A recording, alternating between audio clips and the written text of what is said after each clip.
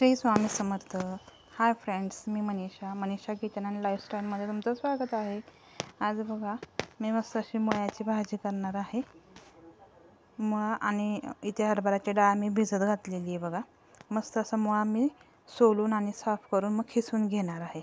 असं म्हणतात की श्रावणातल्या सोमवारी मुळा खाल्लेला चांगला असतो. मुळ्याची भाजी करा किंवा तुम्ही असाही मुळा खाऊ शकता जेवणासोबत. तर अशी तुम्ही ही मुळ्याची भाजी मस्त अशी बघा मी आज तुम्हाला दाखवणार आहे. नक्की करून बघा आणि कमेंटमध्ये सांगा कशी झाली ते. बघा मी आता मस्त 4 मुळे सोलून घेतलेले आहेत. पूर्ण साफ करून घेतलेत बघा. आणि त्यानंतर ते आता मी मोठ्या नाही बारक्याच खिसणीने खिसलेले आहेत, पण मोठे त्याचे किस पडलेले आहेत. इथे बघा पाणी गरम करायला ठेवलेले.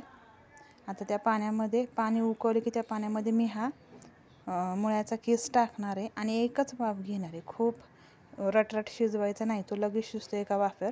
पण त्याचा उग्र वास जावा म्हणून मी त्याला फक्त एक उकळीत आणणार आहे आणि त्यामध्येच ही हरभऱ्याची डाळ टाकणार आहे. म्हणजे गरम पाण्यामध्ये चांगली शिजते. खूप नाही शिजत, पण थोडी वाफ बसली की नंतर परतल्यानंतर झाकण ठेवले की ही सुद्धा डाळ शिजल्या जाते. मग याच्या भाजीत हरभऱ्याची डाळ छान लागते. तुम्ही मुगाची डाळही टाकू शकता. आता इथे बघा मी वाटणामध्ये हिरवी मिरची आणि लसूण हे मिक्सरमध्ये बारीक वाटून घेणार आहे.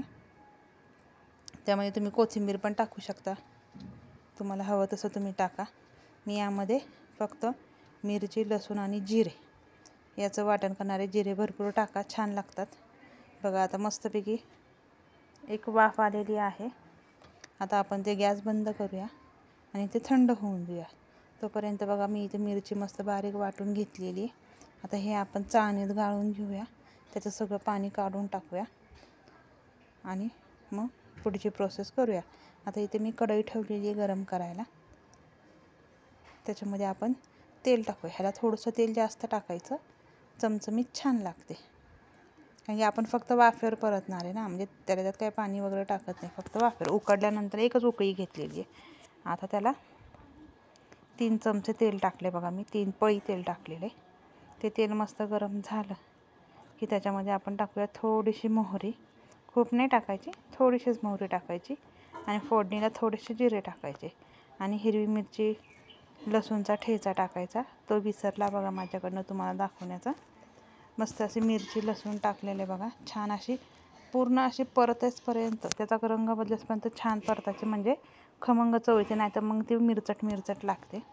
आणि त्यामध्ये बघा मी कढीपत्ता आणि हळद टाकलेली. आता ते चांगलं परतून घेतले की तो जो खीस आहे तो पूर्ण हातावरती घेऊन पिळून काढायचं. त्याच्यात सगळं पाणी काढायचं आणि मग ते त्या मिरची लसूणच्या वाटणात टाकायचं आणि छान असं परतून घ्यायचं.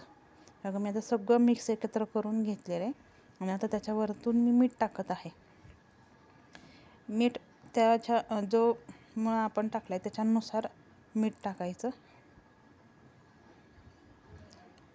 मग ते मिठाच्या पाण्यातच ती चांगलं वाफेवरती मुळा शिजला जातो बघा. आता आपण त्याच्यावरती झाकण ठेवून घेऊ आणि मस्त अशी मुळ्याची भाजी वाफलून घेऊ. झाकण ठेवून हलवून अशा प्रकारे ही भाजी शिजवून घ्यायची. 2-3 वेळा झाकण ठेवायचं आणि एक वाफ द्यायची. मस्त अशी मुळ्याची भाजी तयार होते. इतकी छान लागते, अजिबात अशी गिचकी वगैरे होत नाही. एकच उकळी दिली की ती खूप शिजत नाही. आणि बघा भरपूर अशी वरतून कोथिंबीर टाकायची. मस्त अशी बघा मुळ्याची भाजी तयार आहे.